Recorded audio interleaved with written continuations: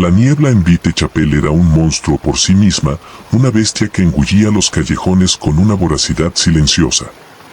En las noches más oscuras de 1888, parecía que algo más se movía dentro de esa bruma, algo humano, pero también profundamente inhumano.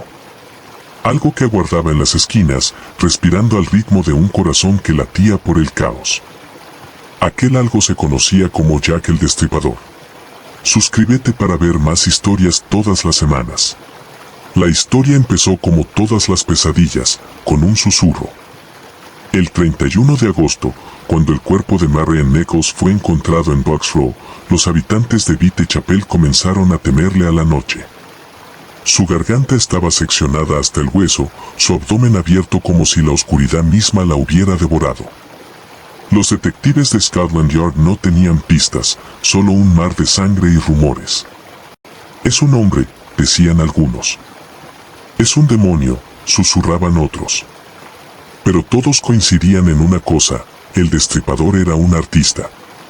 Su lienzo era la carne, y su pincel, un cuchillo que cortaba con una precisión escalofriante. Annie Chapman fue la siguiente. Apenas 10 días después, su cuerpo fue hallado en la parte trasera de una casa de lodging en Hanbury Street. Los órganos internos habían sido extraídos con una destreza que desafiaba la mente. Los médicos especularon sobre su autor, un cirujano, tal vez. ¿Un carnicero? Las autoridades rastrearon los bares, los burdeles y los mercados, pero cada calle terminaba en un callejón sin salida. En las sombras, Jack observaba. Su nombre ya era leyenda gracias a las cartas enviadas a la policía y a los periódicos, firmadas con un escalofriante desde el infierno.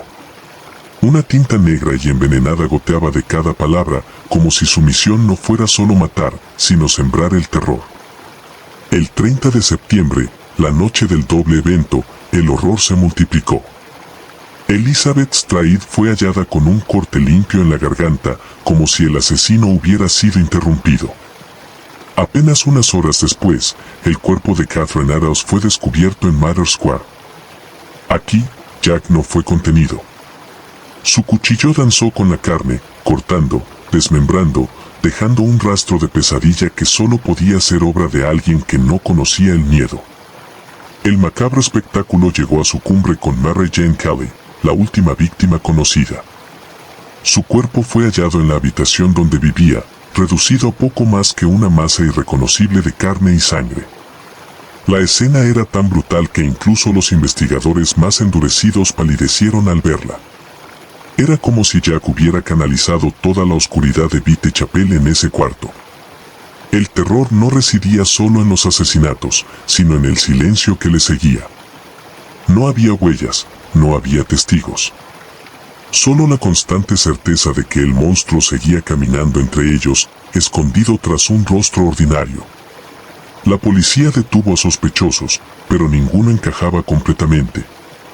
Había teorías de conspiración. ¿Era un noble de sangre azul, protegido por el sistema?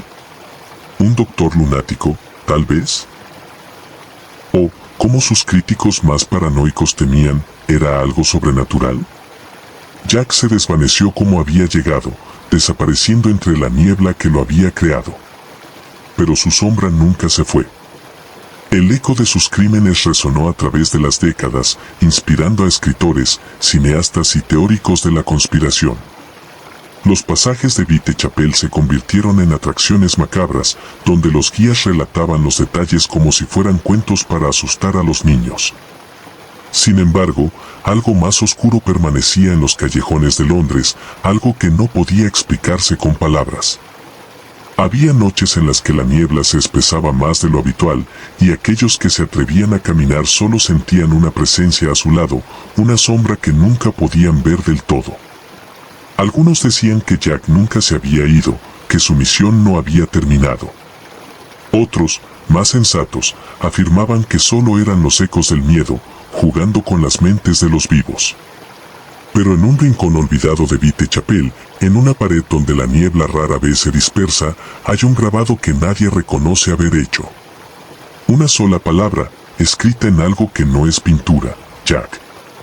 Y a veces, solo a veces, si te acercas lo suficiente, podrás escuchar un susurro que emerge de la piedra. Todavía estoy aquí.